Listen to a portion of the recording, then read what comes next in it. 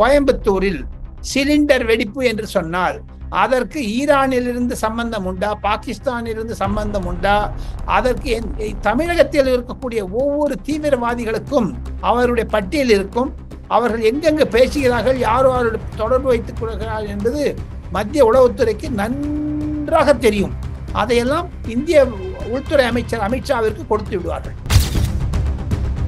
எதற்காக இந்த வான்வெளிக்கு இந்தியாவில் இருக்கக்கூடிய பிளேன் போய் அட்டாக் பண்ண போகுது? இப்போ அதற்காக தயார் நிலையில் இருக்கிறார்கள். இது ராணுவ அமைச்சர்களுக்கும் ராணுவ அமைச்சரகத்தில் இருப்பவர்களுக்கும் நன்றாக புரியும் இதனுடைய நுணுக்கங்கள். உதாரணத்திற்கு இந்தியா வழியாக பாகிஸ்தானுக்கு ஏர் ஸ்பேஸ் இருப்பாருங்க. ஏர்லி மார்னிங் தான் ஆபரேஷன்ஸ்ல நடக்குங்க சிவா. ஒரு 3:30 மணி 4 மணி மக்கள் அடிச்சு வந்துருவாங்க. இங்க போகிற விஷயம் ஒரு 1/2 மணி இருக்கும், திரும்பி வரத்துக்கு 1/2 மணி இருக்கும். அங்க எங்க பாம்பு போட போறாங்க, அதெல்லாம் ஒரு நுணுக்கங்கள்லாம் தெரிந்து இருப்பதனால விமானங்கள் பறக்கக்கூடாது என்ற தடை வைத்திருப்பார்கள். ஆக மொத்தம் இந்த விமானப்படைகள் பயணங்கள் அதிகமாக செல்வதற்காகவும் ஒன்னே ஒண்ணு வாய்ப்பூட்டு என்று தாங்கள் அழகாக சொன்னீர்கள். அப்ப செல்வ பெருந்தகைக்கு யார் வாய்ப்பூட்டு போட போறாங்க? அவர் செல்வ பெருந்தொகையாக இருந்தாலும் செல்வத்தில் வாயில் பேசுவதற்கு கூட அவருக்கு ஒரு பிழை இல்லை. நன்றாக பேசுகிறார். நரேந்திர மோடி என்றால் தொக்கு அவர்களுக்கெல்லாம். ஆக மொத்தம் செல்வ பெருந்தகைக்கும் இது ஒரு வாய்ப்பூட்டு.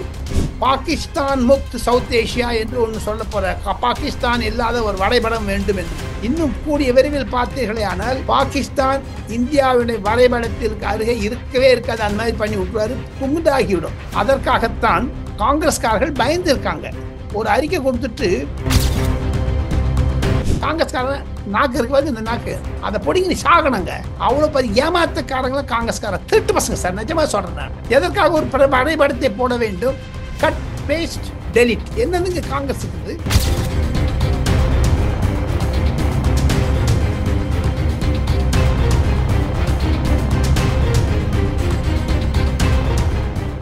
ரியல் ஒன் நண்பர்கள் உறவுகளுக்கு வணக்கம். தொடர்ச்சியாக பல்வேறு முக்கியமான தகவல்களை நம்முடைய வாசகர்களுடன் நண்பர்களுடன் பகிர்ந்து வரும் மூத்த பத்திரிகையாளர் டெல்லி ராஜகோபாலன் சார் அவர்கள் நம்முடைய இருக்கிறார். வணக்கம் சார். நமஸ்காரம். இன்று தொழிலாளர்கள் தினம், மே 1. நம்முடைய நேயர்கள், ரியல் ஒன் நேயர்களுக்கெல்லாம் வாழ்த்துக்கள். சிவாவிற்கு வாழ்த்து, சிவாவுடைய டீமுக்கு வாழ்த்து. காரணம், தங்களுடைய சேவை மிக மிக மிக முக்கியம். அடுத்த ஆண்டு 2026 பொது தேர்தல் தமிழகத்தில் வர இருக்கிறதே, அதற்காக ரியல் ஒன் டீமுக்கு என்னுடைய பாராட்டுதல்கள். தொழிலாளர்கள் தினமாக இருந்தாலும் அனைவரும் முதலாளிகள் என்று தான் நான் நினைக்கிறேன். Thank you sir. சார், இப்போ நேஷனல் செக்யூரிட்டி அட்வைசரி போர்டு மாற்றி அமைக்கப்பட்டிருக்கிறது. இதுல பாத்தீங்கன்னா ராவுடைய தலைவராக இருந்த அலோக் ஜோஷி அவர்கள் மீண்டும் தலைவராக கொண்டு வரப்பட்டிருக்கிறார். இதனுடைய பின்னணி என்ன சார்? இந்த டீம் எது போன்ற செயல்பாடுகள்ல ஈடுபட போகிறது sir? National security advisory board என்பது அஜித் தோவலுக்கும் பிரதமர் செயலகத்திற்கும் மத்திய அரசாங்கத்திற்கும் மாதம் ஒரு அறிக்கை கொடுக்கும். அந்த அறிக்கை என்பது பல கோணங்களில் இருக்கும். இந்தியாவிற்கு எப்படி பாதுகாப்பு கொடுக்க வேண்டும் என்பதை பற்றி, அதில் அயலுறவுத்துறையினுடைய ரகசிய உளவு ஏஜென்சியினுடைய தலைவர் அலோக் ஜோஷி, அவரை நான் நன்றாக அறிந்தவன். அவருக்கு இருக்கக்கூடிய திறமை என்பது அஜித் தோவலுடைய ஒரு நம்பிக்கைக்கு பாத்திரமானவர். RAWவில் அவர் ஏற்கனவே பணிபுரிந்திருக்கிறார். இதையெல்லாம் வைத்துக் கொண்டு தான் பிரதமர் அவருக்கு இந்த ஒரு சிறப்பு அம்சத்தை கொடுத்து, இதை ஏன் கொடுத்துருக்காங்க கேட்டீங்கன்னா, இப்பொழுது இருக்கக்கூடிய RAWனுடைய தலைவர் அவருக்கு சில எண்ணங்கள் இருந்தாலும் அவருக்கு மேலாக இதை கொண்டு வருகிறார்களா என்ற சந்தேகமும் சில உளவுத்துறையினரிடத்து நிலவுகிறது, அவர்களிடையே நிலவுகிறது. ஒன்று. இரண்டாவது, அதில் முப்படை தலைவர்கள் இருக்கிறார்கள். சென்னையில் அந்த 15 மெம்பர் குழுவில் சென்னையிலிருந்து Madras institute of technology MIT director Kamakoti அவர்களும் இருக்கிறார்கள். ஆக மொத்தம் அனைத்து மாநிலங்களுக்கும் அனைத்து ஒரு பாதுகாப்பிற்கும் எந்தெந்த மாதிரியான பாதுகாப்பு வரக்கூடிய நாட்களில் ஆர்டிபிஷியல் இன்டெலிஜென்ஸ் 6G போன்ற ஸ்பேஸ். இப்ப பாருங்க சிவா, இந்த நிழல் போரெல்லாம் போயாச்சு. இனிமேல் எல்லாம் ஆகாயத்தில் தான் இனி போர் நடக்க போகிறது, ஸ்பேஸ்ல தான். அதற்காகத்தான் ஏவுகணைகள் விட்டு கொண்டிருக்கிறார்கள். அமெரிக்காவில் இருக்கக்கூடிய எலன் மாஸ்க் கூட பல தனியார் இது சேட்டலைட்ஸ் எல்லாம் வச்சிருக்காரு. இதெல்லாம் பார்த்தீங்கன்னா விமானங்கள் அதிகமாகின்றன. மத்திய ஒரு ஸ்பேஸ் டெக்னாலஜியில் பொல்யூஷன் வர ஆரம்பித்து விட்டது. அதையெல்லாம் எப்படி சமாளிக்க வேண்டும், அனதர் 50 இயர்ஸ்ல எப்படி இருக்கும், 40 வருஷத்தில் எப்படி இருக்கும் என்றெல்லாம் யூகிப்பதற்காக, பாதுகாப்பிற்காக இது செய்யக்கூட்ட கூட்டம், அந்த அமைப்பு. இதில் பாதுகாப்பிற்கு அச்சம் எந்த விதத்திலும் வரலாம். தண்ணீர் மூலமாக வரலாம், காற்றின் மூலமாக வரலாம், நெருப்பின் மூலமாக வரலாம். அதெல்லாம் விட்டுருங்க. ஏதாவது ஒரு நாட்டில், ஃபார் எக்ஸாம்பிள், அமெரிக்காவில் இருக்கக்கூடிய பாகிஸ்தான்காரர் தென் கொரியாவினுடைய ஒரு ஒரு ஆளை பிடித்துக் கொண்டு இந்தியாவில் நடக்கக்கூடிய ரகசியங்களை எல்லாம் தெரிந்து கொள்ளலாம் என்று சொல்லி பணம் கொடுக்க ஆரம்பிச்சு ஏதாவது உளவு பார்க்க ஆரம்பிச்சாங்கன்னா அது அறதை கண்டுபிடிச்சிருவாங்க.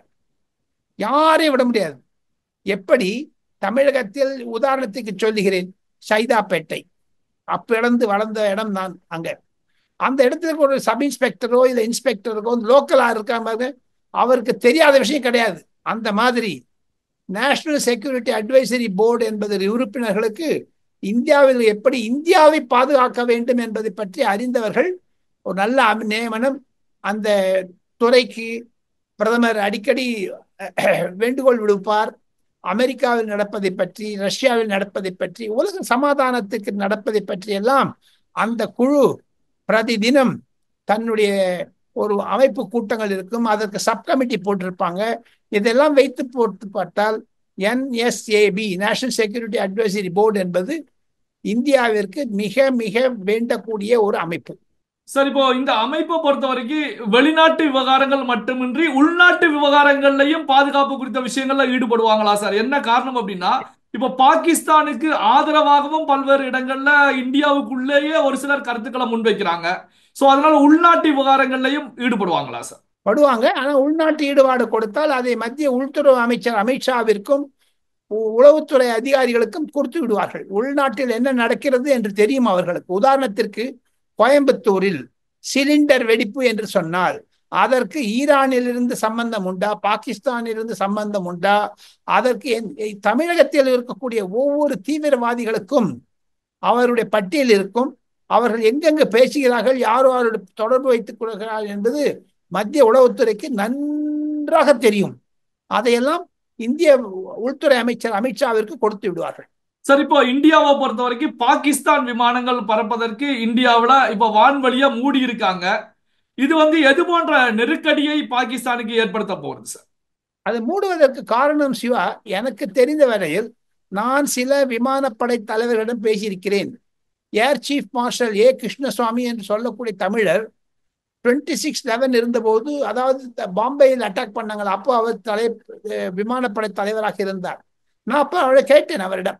அவருக்கு 90 வயதாகிறது, டெல்லியில் உடல் நலமின்றி இருக்கிறார். அவருக்கிடம் பேசுவதற்கு சில சந்தர்ப்பங்கள். அப்பொழுது அவர் சொன்னார், எதற்காக இந்த வான்வெளி கீழே இந்தியாவில் இருக்கக்கூடிய பிளேன் போய் அட்டாக் பண்ண போகுது, இப்போ அதற்காக தயார் நிலையில் இருக்கிறார்கள். இது இராணுவ அமைச்சர்களுக்கும் இராணுவ அமைச்சரகத்தில் இருப்பவர்களுக்கும் நன்றாக புரியும் இதனுடைய நுணுக்கங்கள். உதாரணத்திற்கு இந்தியா வழியாக பாகிஸ்தானுக்கு இருக்கக்கூடிய ஏர் ஸ்பேஸ் இருக்கு பாருங்க. இப்போ சென்னையிலிருந்து ஒரு விமானம் அமெரிக்கா பயணமா என்றால் அது பாகிஸ்தான் ஏரியாவையே தான் போயாகணும். அது மாதிரி ஆகாயத்தில் நிறைய ஒரு விமானங்கள் பறந்து கொண்டு இருந்ததுன்னா நம்ம ஏவுகணை விட்டோன்னு வச்சுங்க. ஒரு உதாரணத்துக்கு சொல்லுகிறேன், ஏர்லி மார்னிங் தான் ஆபரேஷன்ஸ்ல நடக்குங்க சிவா. ஒரு 3:30 மணி 4 மணி மக்கள் அடிச்சு வந்துடுவாங்க. இங்க போகிற விஷயம் ஒரு அரை மணி இருக்கும், திரும்பி வரத்துக்கு அரை மணி இருக்கும். அங்க எங்க பாம்பு போட போறாங்க, அதெல்லாம் ஒரு நுணுக்கங்கள்லாம் தெரிந்து இருப்பதனாக்க விமானங்கள் பறக்கக்கூடாது என்ற தடை வைத்திருப்பார்கள். ஆக மொத்தம் இந்த விமானப்படைகள் பயணங்கள் அதிகமாக செல்வதற்காகவும் அது ஒரு ஈஸி மூவ்மெண்ட் இருப்பதற்காகத்தான் தடை போட்டு இருப்பதாக எனக்கு சில விமானப்படை அதிகாரிகள் சொன்னார்கள். அதை ரியல் ஒன் நேரிடம் பகிர்ந்து கொள்வதில் மட்டற்ற மகிழ்ச்சி அடைகிறேன். அது ஒரு சிறப்பு செய்தி சிவா. சார், இப்போ காங்கிரஸ் கட்சியை பொறுத்த வரைக்கும் காங்கிரஸ் கட்சியில் இருக்கக்கூடிய தலைவர்களுக்கு வாய்ப்பூட்டு போட்டிருக்கிறது அப்படின்னு கூட சொல்லலாம். அதாவது என்னன்னா, செயற்குழு கூட்ட தீர்மானத்தின்படி நிறைவேற்றக்கூடிய விஷயங்களை பேசுங்க அப்படின்னு சொல்லி காங்கிரஸ் கட்சியுடைய பொதுச் செயலாளர் KC வேணுகோபால் ஒரு அறிவுரையை முன் வச்சிருக்காங்க. இதற்கான காரணம், இந்த ஜெய்ராம் ரமேஷ், மணிசங்கர் ஐயர், கௌரவ் கோகாய், ராபர்ட் வதேரா போன்றவர்கள் பாகிஸ்தானுக்கு ஆதரவு அப்படிங்கிற நிலையில கருத்துக்களை பதிவு பண்ணாங்க. இதற்கு காங்கிரஸ் கட்சி மீதே விமர்சனங்கள் முன்வைக்கப்பட்டது. கே.சி. வேணுகோபால் அவர்கள் பதிவு செய்த பதிவை பிரியங்கா வதேரா அவர்களும் ஷேர் செய்திருக்காங்க. ஷேர் செய்து காங்கிரஸ் கட்சியினருக்கு ஷேர் செய்திருக்காங்க. இதை எப்படி சார் பாக்குறீங்க? எங்க ஒன்னே ஒண்ணு, வாய்ப்பூட்டு என்று தாங்கள் அழகாக சொன்னீர்கள். அப்ப செல்வ பெருந்தகைக்கு யார் வாய்ப்பூட்டு போட போறாங்க? அவர் செல்வ பெருந்தொகையாக இருந்தாலும் செல்வத்தில் வாயில் பேசுவதற்கு கூட அவருக்கு ஒரு பிழை இல்லை, நன்றாக பேசுகிறார். நரேந்திர மோடி என்றால் தொக்கு அவர்களுக்கெல்லாம். ஆக மொத்தம் செல்வ பெருந்தகைக்கும் இது ஒரு வாய்ப்பூட்டு. பிரியங்கா காந்தி அதை ரீட்வீட் பண்ணியிருக்காங்கன்னு சொன்னா அவருக்கு கணவரிடமிருந்து பிரியங்கா காந்தி பிரிந்து போகிறார் என்ற அர்த்தம். புரியுதுங்களா உங்களுக்கு? அவர் பாகிஸ்தான் சப்போர்ட்டரா இருந்தா கூட காங்கிரஸில் 3 பிரிவுகள் இருக்கின்றன சிவா. டெல்லி காங்கிரஸில் ஒன்று பாகிஸ்தான் ஆதரவாளர்கள், மற்றொன்று ஜார்ஜ் சோரேஸ் ஆதரவாளர்கள், அடுத்தது ரஷ்யாவினுடைய ஆதரவாளர்கள் என்று, சைனாவினுடைய ஆதரவாளர்கள் என்று. ஆக மொத்தம் ஒவ்வொருத்தரும் வளர ஆரம்பிச்சிட்டாங்க. அவங்களுக்கு என்ன பண்றதுன்னு புரியல. இப்ப ராகுல் காந்தி வளர்றார், ரொம்ப வளர்ற, வாய் தவறி பேசுன்னு ராகுல் காந்தியை விட ஒரு வளருவாயன்னு வேற யாரும் இருக்க முடியாதுங்க.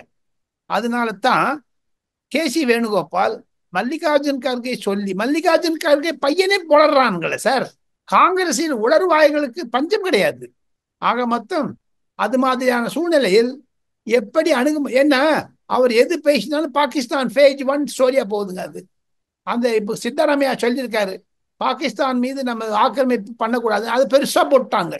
ராபர்ட் வாட்ரா விஷயத்துல பாகிஸ்தான்ல page 1 story, lead story television அதை பத்தி விவாதிக்கிறார்கள். ஆக மொத்தம் உதாரணத்திற்கு அமித் மாலவியா என்ற பாரதிய ஜனதா கட்சியினுடைய பேச்சாளர் ஒரு ட்வீட் போட்டிருக்காரு, ராகுல் காந்தி ராவல்பிண்டியிலோ கராச்சியிலோ நின்றால் கண்டிப்பாக வெற்றி அடைந்து விடுவார், அவ்வளவு புகழுடன் இருக்கிறார்கள் என்று காங்கிரஸ்காரர்கள்.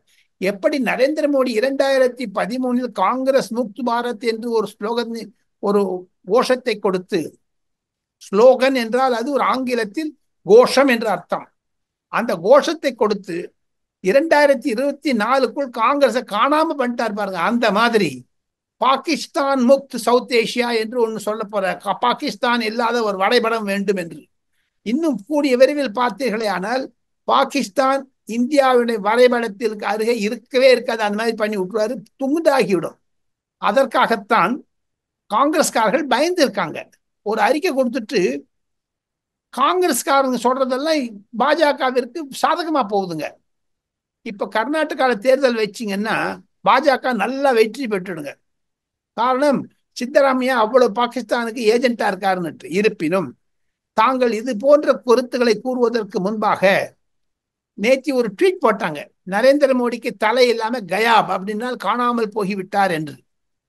அந்த தலை காணோன்னுட்டு அதை டெலிட் பண்ணிட்டாங்க.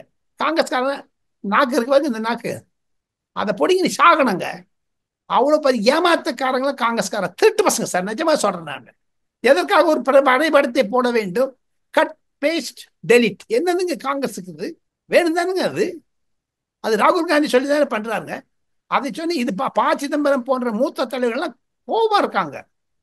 இந்த மாதிரி பண்ணிட்டு நரேந்திர மோடிக்கு, உங்களுக்கு 2029 மீண்டும் நரேந்திர மோடி வந்தால் ஆச்சரியப்படுவதற்கில்லை, தமிழகத்தில் நரேந்திர மோடி வென்றால் வெற்றி பெற்றாலும் ஆச்சரியப்படுவதற்கு அந்த மாதிரியான பண்ணி வச்சுட்டாங்க. ஸோ ஆக மொத்தம் அந்த ட்வீட்டை டெலிட் பண்ணதும் ராபர்ட் வாட்ராக்கு எச்சரிக்கை கொடுத்திருக்கிறது காங்கிரஸ். காரணம், ராபர்ட் வாட்ராவிற்கும் ராகுல் காந்திக்கும் பிரிவு கிடையாது, வந்துருச்சு. பிரியங்கா காந்திக்கும் ராபர்ட் வாட்ராக்கும் பிரிவு. ராபர்ட் வாட்ரா நினைக்கிறாரு, மாமியார் எம்பி, மச்சான் எம்பி, ஒய்ஃப் எம்பி, ஏன் என்ன விட்டாங்க, என்ன எம்பியா பண்ணு, அதுக்காக தான் சத்தம் போட்டுன்னு இருக்கேன், பக் பக் பக் பக் பக் பக் கத்துறாரு அவர். பல்வேறு முக்கியமான தகவல்களை நம்முடைய வாசகருடன் பகிர்ந்து கொண்டதற்கு நன்றி சார். தேங்க்யூ, நன்றி, தேங்க்யூ.